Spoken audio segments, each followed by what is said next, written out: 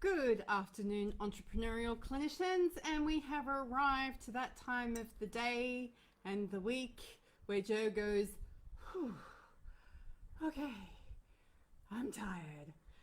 Guess what? Tired is an appropriate response to working hard and 33-degree plus heat. Anywho, how has your week been? What's going on for you? Are you looking after yourself? Are you looking after the people that you care about?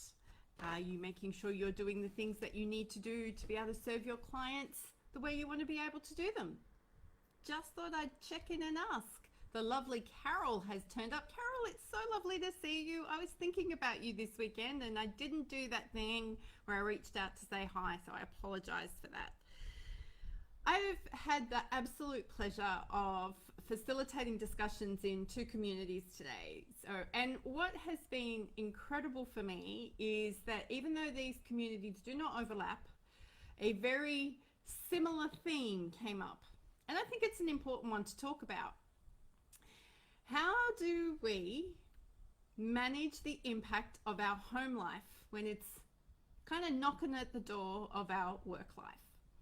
For years, many of us, especially those who have come from corporate backgrounds, many of us were told many times that you leave home at the door when you turn up to work. And you come to work and you forget about all your problems and all your issues and all the fights and all the drama, and you just turn up and you do the work. That's a hard habit to break, and it's a hard concept to get your head around when you're in private practice for yourself, when you know that home is impacting on work. We are very used to talking about work impacting on home. We are very used to talking about the implications of burnout. We are very good at talking about compassion fatigue. We're very good at talking about having too much to do and not enough time to do it. We're all very good at blaming work for being a problem in our home life. But what happens when things that are going on at home impact our ability to do our job, or the way that we do our job the way we want to be able to do it? So what was interesting for me today is that these groups of people were all talking about how bad, guilty they felt because they had to put their family first. Because they had made choices to put their family first, and some of their business activities they felt were suffering as a result. And it was interesting for me to sit back, because I have a very different relationship to work than a lot of people do. Work is my safe space. It has been, isn't anymore, but in the past, it has been easier, happier, more fulfilling and safer for me to go to work than it has to be with my family or at home. That's all changed now, which is awesome. So it was interesting for me to look at these conversations happening and notice the pattern of guilt that was turning up. Because I think every single person had previously expressed to me that one of the big reasons they are in private practice, one of the big things that hold them strong to a why, is being able to serve their family.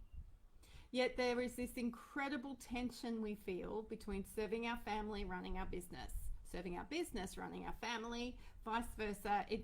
And the whole concept of needing to leave your issues at one door is a bit ridiculous. Now, I am not for 1 minute condoning any inappropriate discussions with your clients. There are some things that clients do not need to know. Actually, there are a heck of a lot of things about us our clients do not need to know.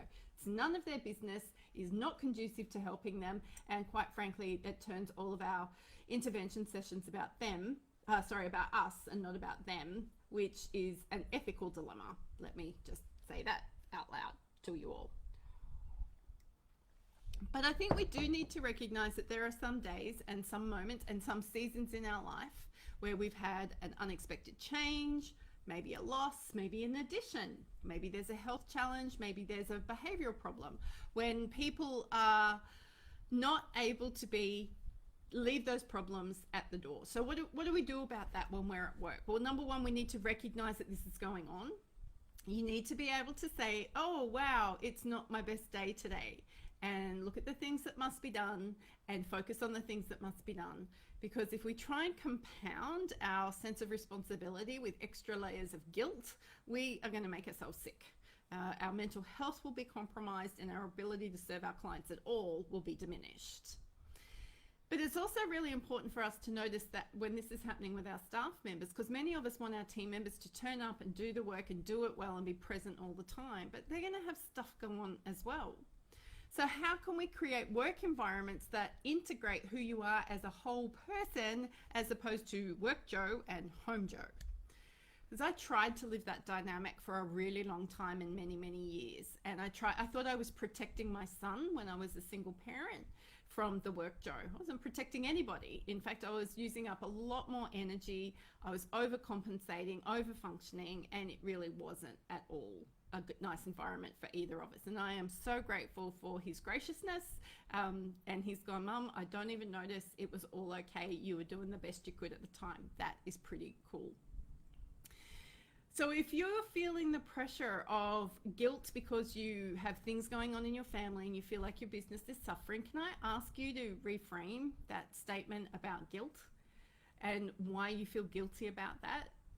We as women in particular, and parents as a whole, we are so good at guilt. We feel guilty for wanting a career over our and not spending time with our children, and we get guilty spending time with our children when we want to be focusing on things at work. We just need to develop a level of acceptance that both of those things can coexist and coexist really well. So if you've got stuff impacting on you at work, maybe it's time for you to have a look at what some of the things at work can take a back seat for a little while to free up some time, some energy, some headspace.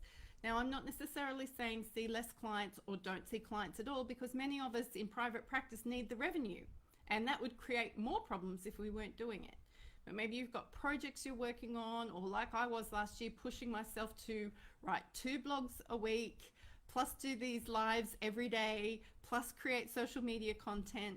And you may have noticed this year I've backed right off all of that, because it's not helpful when I'm caring for somebody who is unwell, and I also need to actually get other things done. My business isn't suffering. Let me share that with you as well.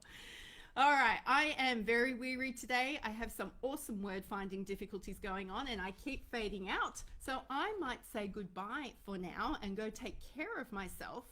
And until tomorrow, go be your awesome self.